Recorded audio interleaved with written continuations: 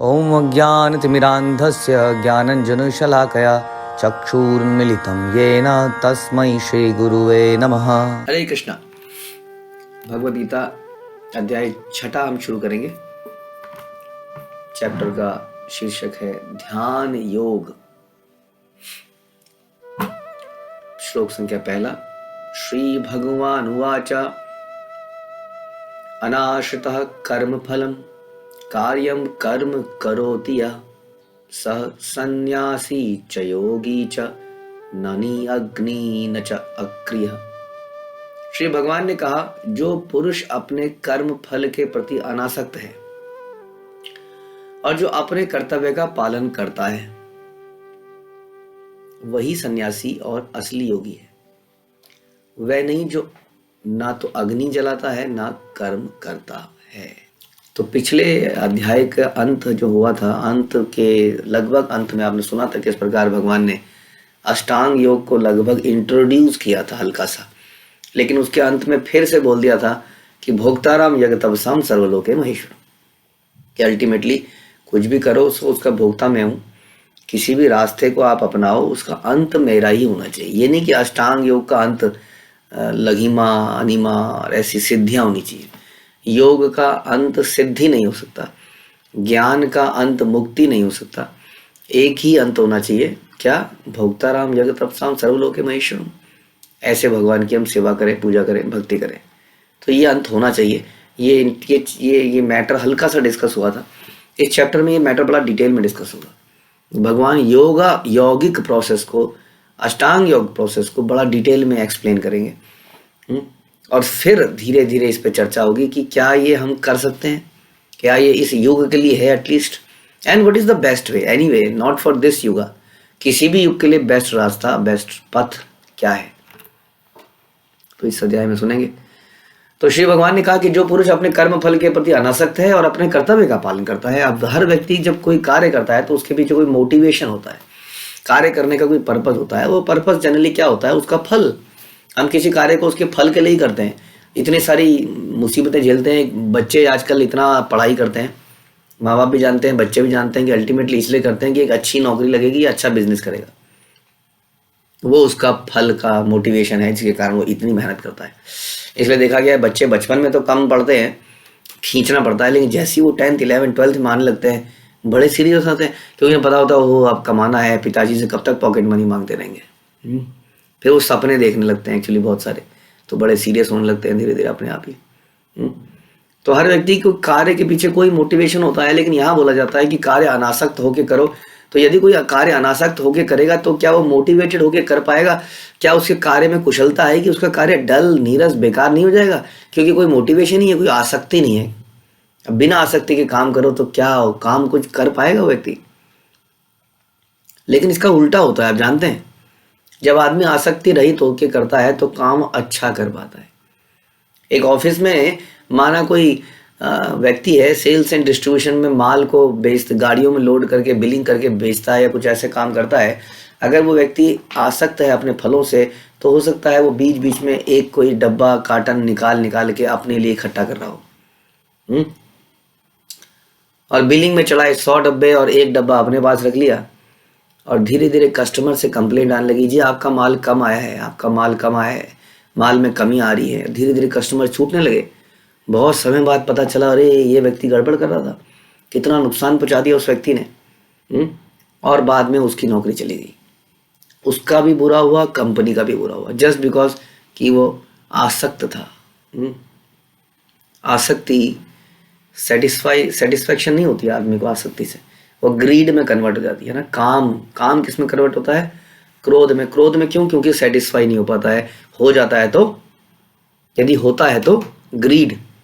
यदि आप काम को सेटिस्फाई करने का प्रयास करते हैं तो ग्रीड बनती है, नहीं सेटिस्फाई करते हैं तो क्रोध में कन्वर्ट होता है। तो इस प्रकार ये आसक्तियां हमसे गलतियां कराती हैं, हमारा भी नुकसान होता है, सामने वाले का नुकसान होता है। अब यही व्यक्ति अगर ईमानदारी से काम कर रहा होता तो कस्टमर बने रहते, कंपनी का लाभ होता और उस व्यक्ति का भी लाभ होता, नौकरी बनी रहती, प्रमोशन मिलती, कस्टमर सेटिस्फेक्शन होता। देखिए आपका माल कभी गलत नहीं आया।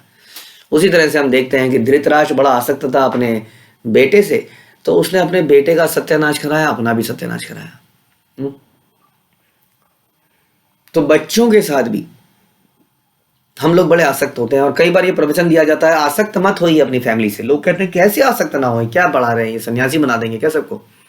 नहीं, हम ये कह रहे हैं कि अगर अनासक्त होकर बच्चों की परवरिश करेंगे तो बेहतर परवरिश कर पाएंगे, सही और गलत को ढंग से सोच पाएंगे।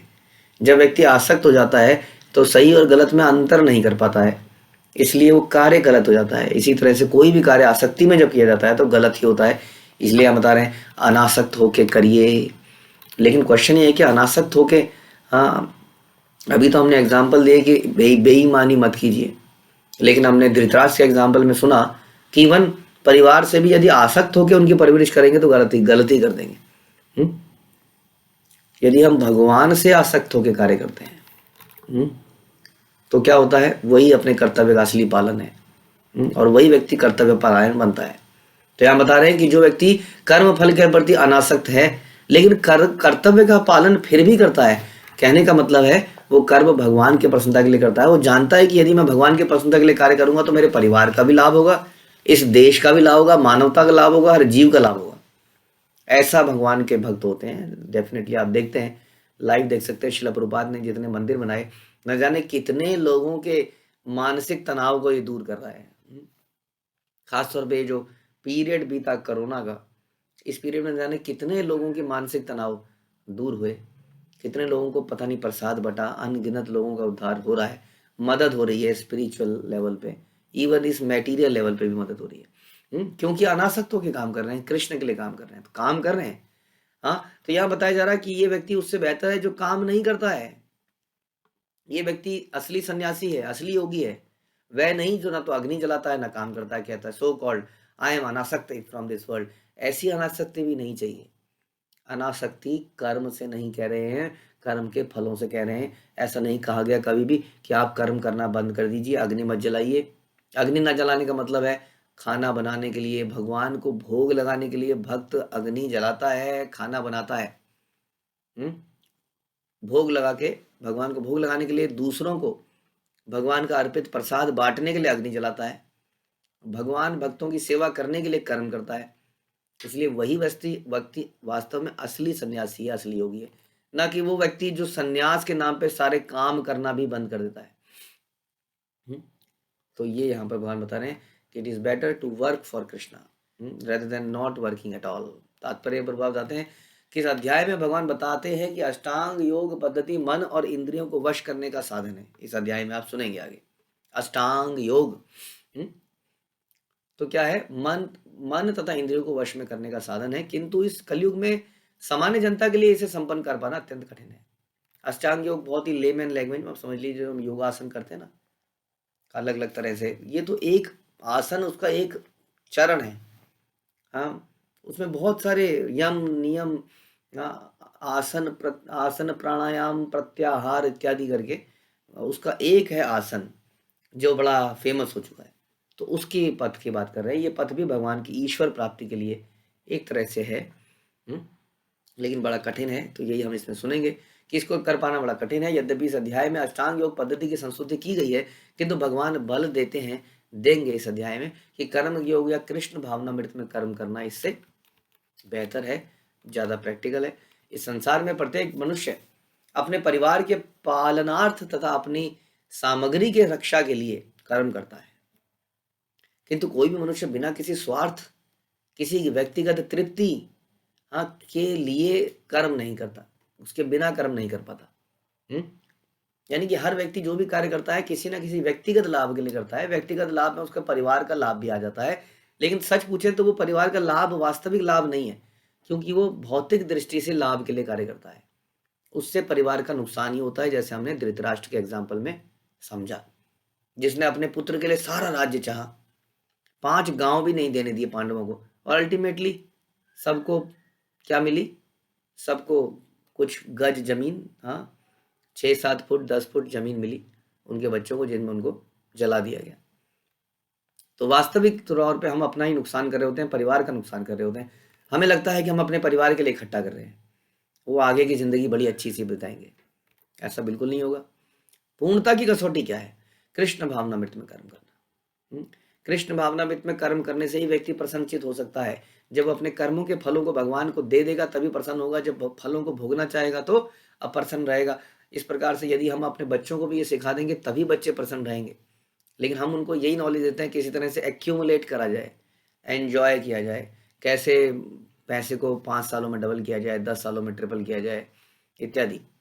और अंत में हम देखते हैं, और देखिए ज़रा, अगर आप माइन्यूटली समाज में देखेंगे तो इस समाज में जिसने पैसा कमाना तो सीख लिया है, लेकिन प्रसन्नचित्त हृदय दिखते नहीं हैं, संतुष्ट हृदय नहीं दिखते हैं, क्योंकि वो अपने फलों को भोग रहे हैं। यहाँ बताया कि कर्म की कसौटी पूर्णता कृष्ण भावनामृत में कर्म करना है, कर्म के फलों का भोग करने के उद्देश्य से नहीं। कृष्ण भावनामृत में कर्म करना प्रत्येक व्यक्ति का कर्तव्य है। क्यों कर्तव्य है? क्योंकि हम उन्हीं के अंश हैं। शरीर के अलग अलग हाथ पैर शरीर के हिस्से हैं। यदि हाथ अपने लिए काम करने लग जाए, पैर अपने लिए काम करने लग जाए, तो ये शरीर चलेगा ही नहीं, है कि नहीं? पैर कहेगा मेरी जलेबी मैं खाऊंगा, और पैर सीधा जलेबी के कढ़ाई में, क्या होगा उससे? पैर जल जाएगा, जलेबी का स्वाद नहीं आएगा, ना ही नरिशमेंट मिलेगी, जलेबी तो मुंह को ही खानी पड़ेगी। तो हर वस्तु का, हर शरीर का अंग वास्तव में शरीर के लिए कार्य करता है। हर कोई अंग यदि अपने अपने हड़ताल कर दे, नहीं जी हम अपने लिए काम करेंगे, तो जब हम पूरे शरीर का अंग शरीर के लिए काम करता है, तब इस शरीर के हर अंग स्वस्थ भी बना रहता है। उसी तरह से हम भगवान के अंश, जब भगवान के लिए सभी लोग कार्य करते रहते हैं तो पूरा सिस्टम बढ़िया चलता है, एकदम बढ़िया से चलता है। हर जीवात्मा प्रसन्न हो जाता है। तो यही हमारा कर्तव्य है, क्योंकि हम उनके अंश हैं। इसी प्रकार जो जीव अपनी तुष्टि के लिए नहीं अपितु परब्रह्म की तुष्टि के लिए कार्य करता है, वही पूर्ण रूप से सन्यासी भी है, योगी भी है। कभी कभी सन्यासी सोचते हैं कि उन्हें सारे कार्यों से मुक्ति मिल गई, छोड़ दिया अब हम रिटायर्ड हो गए। हाँ, कई लोग ऐसा भी सोचते हैं। सन्यासी की बात छोड़िए, इसी संसार में कई लोग रिटायर हो जाते हैं, तो उसने अब हम बैठेंगे और खाएंगे और पिएंगे, सारे कार्यों से मुक्ति मिल गई। हाँ, इसलिए वो सारे काम करना बंद कर देते हैं। और कई योगी भी सोचते हैं, कई सन्यासी सोचते हैं कि अब हमें यज्ञ क्यों करना है, अब हमें भोजन क्यों पकाना है, अब हमें इतनी मेहनत क्यों करनी है, दूसरों को प्रचार क्यों करना है, अब तो हम आराम से बैठेंगे, अब हम त्याग चुके हैं, अब हम भगवान ही बन चुके हैं। कई सोचते हैं सन्यासी मतलब भगवान, लेकिन वस्तुतः वो स्वार्थी है, क्योंकि उनका लक्ष्य निराकार ब्रह्म से तदात्मय होना है, भगवान में मिल जाना है, भगवान बन जाना है। क्योंकि भगवान का भक्त तो दास होता है, चाहे वो सन्यासी की अवस्था में हो, चाहे वो गृहस्थ की अवस्था में हो। इसलिए वो कार्य करना बंद कैसे करेगा? हाउ इट इज पॉसिबल कि एक सर्वेंट सर्विस करना बंद कर दे, चाहे वो किसी भी अवस्था में हो। हम बोलते हैं कि जीवेर स्वरूप हुए कृष्णेर नित्य दास।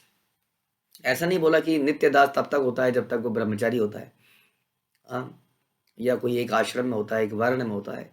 किसी भी वर्ण में चला जाए, किसी भी आश्रम में चला जाए, भगवान का दास बना रहता है। और दास है तो उसमें सर्विस होनी ही चाहिए। इसलिए भक्त को कभी, कहते हैं ना, दान तप और यज्ञ कभी बंद नहीं करना चाहिए। और यज्ञ में आ गए हमारे कार्य सारे भगवान की प्रसन्नता के लिए। इसलिए आप किसी भी वर्ण में चले जाएं, किसी भी आश्रम में चले जाएं, बूढ़े हों, बच्चे हों, जवान हो, नौकरी ना हो, पत्नी हो, पत्नी ना हो, किसी भी अवस्था में हम भगवान की सेवा बंद नहीं कर सकते। यही इसका मतलब है। ऐसी इच्छा यहाँ बता रहे हैं। जो इसी प्रकार जो योगी समस्त कर्म बंद करके अर्ध निमिलित नेत्रों से योगाभ्यास करता है, वह भी आत्मतुष्टि के लिए की इच्छा से पूरित होता है। योगी लोग अक्सर सिद्धियां चाहते हैं, जैसा हम सुनेंगे। जब हम अष्टांग योग करते हैं तो बहुत सारी सिद्धियां हमें प्राप्त होती हैं। लेकिन भगवान का भक्त क्या चाहता है? भगवान का भक्त चाहता है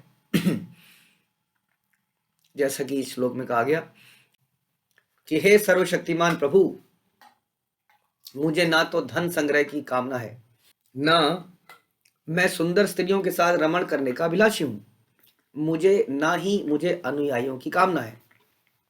मैं तो जन्म जन्मांतर में आपकी प्रेमा भक्ति की अहेतु की कृपा का ही अभिलाषी हूं। ये शिष्टाष्टकम हम सुनते हैं चैतन्य चरितामृत में भी इसका उल्लेख आता है। शिष्टाष्टकम जो कि केवल 8 श्लोक हैं।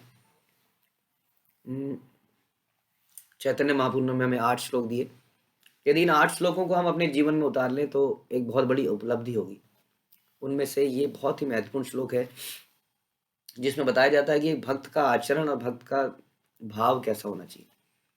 तो यहाँ बताते हैं कि ना तो धन की आवश्यकता है, इच्छा है, ना ही फॉलोअर्स की इच्छा है, ना ही कोई सुंदर पत्नी की इच्छा है। हम्म, मेरी केवल एकमात्र इच्छा है, वो ये कि मैं जन्म जन्मांतर में आपकी अहेतुकी यानी कि बिना किसी निजी स्वार्थ के आपकी भक्ति को प्राप्त कर पाऊँ, आपके भक्तों की सेवा को प्राप्त कर पाऊँ, आपके भक्तों का संग प्राप्त कर पाऊँ। यही भक्त की इच्छा होती है। लेकिन एक योगी की इच्छा अक्सर सिद्धियों की प्राप्ति होती है, एक ज्ञानी की इच्छा अक्सर मुक्ति की प्राप्ति होती है। हाँ, तो भुक्ति मुक्ति सिद्धि कामी सकले अशांत, वो व्यक्ति हमेशा अशांत बना रहता है क्योंकि वो कार्य या तो अपनी इच्छा के लिए करता है या करना बंद कर देता है। तो दोनों ही अवस्था से बेहतर है कृष्ण के लिए कार्य करना, ऐसा इस श्लोक में बताया गया। हरे कृष्णा। भगवद गीता की जय। श्रील प्रभुपाद की जय।